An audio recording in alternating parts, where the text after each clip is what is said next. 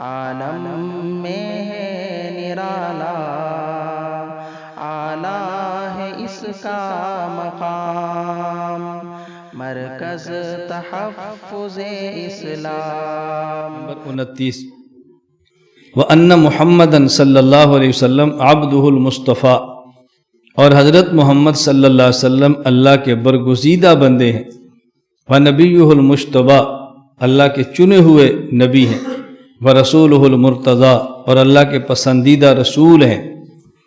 تو حضور اکرم صلی اللہ علیہ وسلم کے لیے سب سے پہلے لائے ہیں لفظ عبد، اور پھر ہے نبی، اور پھر ہے رسول۔ اس کا معنی کہ حضور اکرم صلی اللہ علیہ وسلم پہلے عبد ہیں، پھر نبی ہیں، اور پھر رسول ہیں۔ کیا مطلب؟ عبدیت کا معنی کہ آپ بشر ہیں، اس کے بعد آپ پر وحی آئی تو پھر نبی ہوتا ہے جس پر وحی آئی، اور جب نئی شریعت آئی تو پھر رسول۔ ترتیب کے ساتھ الفاظ ذہن میں رکھیں، عبد ہیں چونکہ بشر اور انسان ہیں، اس کے بعد نبی ہیں چونکہ آپ پر وحی آئی ہے، اور آپ رسول ہیں چونکہ آپ پر مستقل شریعت آئی ہے۔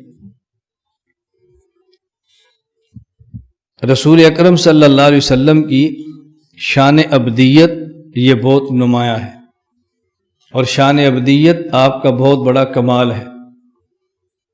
پیغمبر نمبر 1 بشر ہیں، انسان ہیں، آدمی ہیں۔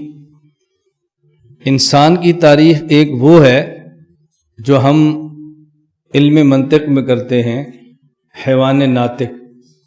ناطق سے مراد مدرک کلیات، کہ انسان حیوان ناطق ہے۔ اور یہاں جب ہم کہتے ہیں نا انسان، تو یہاں انسان کا معنی ہوتا ہے جس میں 2 وصف ہوں، نمبر 1 ذو عقل، نمبر 2 محسوس۔ اس میں عقل بھی ہو اور اس کو یوں ہاتھ لگانا چاہیں لگا سکے، پکڑنا چاہیں پکڑ سکے، محسوس بھی ہوتا ہو۔ جنات اور ملائکہ یہ ذو عقل تو ہیں، محسوس نہیں ہیں۔ حیوانات، اشجار اور احجار، درخت اور پتھر، یہ محسوس تو ہیں، ذو عقل نہیں ہیں۔ انسان وہ ہوتا ہے جو ذو عقل بھی ہو اور محسوس بھی ہو۔ اور پھر ایک ہے انسان کامل، ایک ہے انسان ناقص۔ انسان کامل جس کا دین بھی کامل ہو، اور انسان کامل جس کی عقل بھی کامل ہو۔ ایک ہے انسان ناقص، دین بھی کمزور ہو اور عقل بھی کمزور ہو۔ رسول اکرم صلی اللہ علیہ وسلم نے جب یہ بات فرمائی کہ خواتین کی عقل اور دین دونوں ناقص ہیں، پوچھا گیا جی کیوں؟ آپ نے فرمایا یہ ہر ماہ کچھ دن نمازیں نہیں پڑھتی، معلوم ہوا کہ دین ناقص ہے۔ یہ ہر سال رمضان میں کچھ دن روزے نہیں رکھتی، اس کا معنی کہ دین ناقص ہے۔ اور عدالت میں جب مقدمہ دائر ہو تو 2 مرد گواہ ہوتے ہیں، اور اگر ایک مرد ہو تو پھر ایک عورت نہیں، ایک مرد کی جگہ پہ 2 عورتیں۔ اس کی وجہ قرآن کریم نے یہ بتائی ہے کہ ایک ان میں سے بھول جائے تو دوسری یاد کرا دے، معلوم ہوتا ہے کہ ان کی عقل بھی ناقص ہے۔ اس لیے اللہ نبوت دیتے ہیں تو انسان کو اور انسان کامل کو۔ عورت کو اللہ نے کبھی نبوت عطا نہیں فرمائی۔ عورت نبی کی ماں تو ہوتی ہے لیکن نبی نہیں ہوتی۔ نبی کی ماں ہونا یہ بہت بڑا مرتبہ ہے، بہت بڑا مقام ہے۔ اور یہ ذہن میں رکھ لیں کہ یہ جو ہم کہتے ہیں کہ مرد کی عقل کامل ہے اور عورت کی عقل ناقص ہے، یہ فرد مرد اور فرد عورت نہیں ہے، یہ جنس مرد اور جنس عورت ہے۔ افراد کو دیکھیں گے تو بعض مرد ایسے ہوں گے جن کی عقل بہت کم ہوگی، اور بعض خواتین ایسی ہوں گی جس کی عقل بہت زیادہ ہوگی۔ خود حدیبیہ کے موقع پر جب حضور اکرم صلی اللہ علیہ وسلم نے فیصلہ فرمایا کہ ہم نے احرام کھولنا ہے اور واپس جانا ہے، تو رسول اکرم صلی اللہ علیہ وسلم خیمے میں تشریف فرماتے اور آپ کچھ پریشان تھے۔ رسول اکرم صلی اللہ علیہ وسلم سے غالباً حضرت ام سلمہ رضی اللہ عنہ آپ کے ساتھ تھی۔ پوچھا کہ حضور آپ پریشان کیوں ہیں؟ فرمایا یہ قریشی ہیں جو میرے ساتھ آئے ہیں، مکے والوں کے شریک ہیں، مخالف ہیں۔ یہاں شریک کا معنی ہوتا ہے مخالف ہیں۔ ان کی خاندانی اور پرانی لڑائیاں ہیں، یہ مدینہ سے میرے ساتھ یہاں احرام باندھ کر آئے ہیں، یہ مدینہ سے میرے ساتھ یہاں تک آئے، ان عمرے کا احرام باندھا ہے، اب میں کہہ دوں احرام کھول دو تو ان کے لیے اس حکم پر عمل کرنا بہت مشکل ہے۔ میں ان قریش کا، ان کا مزاج جانتا ہوں، بہت مشکل ہے اس پر عمل کرنا۔ اب ظاہر اگر میری بات نہ مانیں گے تو ایمان کا کیا بنے گا، اور میری بات مانیں گے تو مشکل بہت ہے۔ میں اس پر سوچ رہا ہوں ان کو میں کیا کہوں۔ اور تمہیں سلمہ نے کہا یا رسول اللہ یہ آپ کی اوشاک ہے۔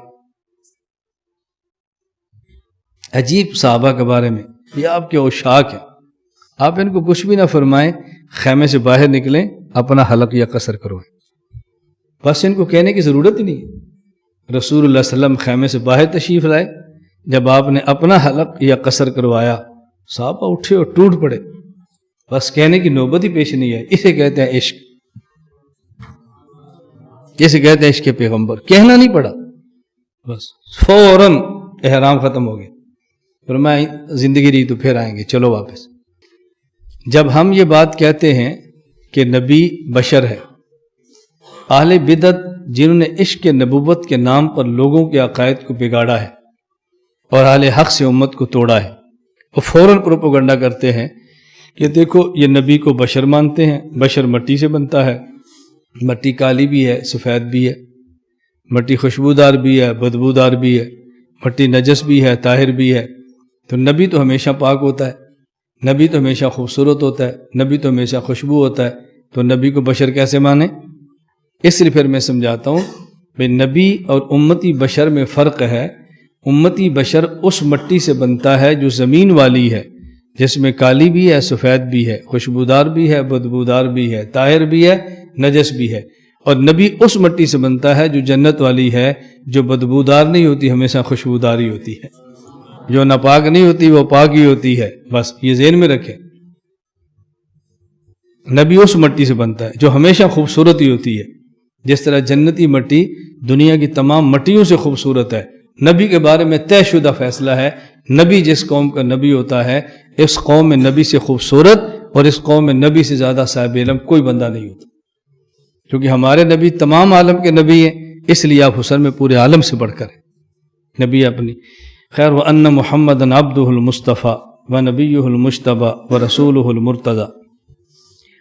وَنَبِيُّهُ الْمُجْتَبَى، یہ اللہ کے نبی ہیں جو چنے ہوئے ہیں، مصطفیٰ برگزیدہ ہیں۔ یہ بات یاد رکھیں، اللہ یجتبی الیہ من یشاء ویہدی الیہ من ینیب۔ ہدایت کے دو طریقے ہیں، ایک رجوع اور ایک اجتباء، انتخاب۔ پیغمبر سلیکشن سے نبی بنتا ہے، الیکشن سے نبی نہیں بنتا۔ الیکشن وہ ہے جسے نیچے والے چنے، اور سلیکشن وہ ہے جسے حکومت والے، اوپر والے چنے۔ نبی اعمال سے نبی نہیں بنتا، نبی اللہ کے انتخاب سے نبی بنتا ہے۔ اس لیے میں سمجھانے کے لیے کہتا ہوں کہ نبی سلیکشن سے بنتا ہے، الیکشن سے نہیں بنتا۔ اور اس کا نتیجہ کیا ہے؟ نتیجہ اس کا یہ نبی معصوم ہوتا ہے۔ اگر کوئی شخص الیکشن سے ایم این اے بنے اور پھر وزیر بنے اور پھر کرپشن کرے تو عوام حکومت پر اعتراض نہیں کر سکتی کہ تم نے کرپٹ آدمی کو وزیر کیوں بنایا ہے۔ حکومت نے کہنا ہے وزیر ہم نے بنایا، ایم این اے بنا کر تم نے بھیجا ہے، کرپٹ تھا تو تم نے اوپر بھیجا کیوں ہے؟ لیکن اگر کوئی شخص الیکشن سے ایم این اے نہ بنے، براہ راست حکومت اس کا انتخاب کرے، براہ راست اس کو لائے اور وزارت قلم دان دے دے، اب یہ کرپشن کرے، اب اعتراض حکومت پر ہوگا کہ اس کو ہم نے ایم این اے چنا، تم نے براہ راست وزیر بنایا ہے، اب اعتراض حکومت پہ۔ تو اگر نبی لوگوں کے چننے سے نبی بنتا تو پھر نبی سے گناہ ہو جاتا۔ اللہ پہ کوئی اعتراض نہیں تھا کہ نبی تم نے چنا ہے، میں نے تو نبی بنا کر تمہیں نہیں دیا، تم نے چن لیا تھا، ہم نے جبریل بھیج دیے۔ لیکن نبی چونکہ سلیکشن سے بنتا ہے، اس لیے اگر پیغمبر پہ گناہ کر لے تو پھر یہ اعتراض نبی پر نہیں ہوتا، اعتراض خدا پر ہوتا ہے، آپ نے نبوت کے لیے بندہ کیسے چنا ہے؟ اس لیے اللہ نبی کو معصوم رکھتے، اللہ نبی کو گناہوں سے اعلیٰ ہے اس کا مقام، مرکز تحفظ اسلام، مرکز تحفظ اسلام۔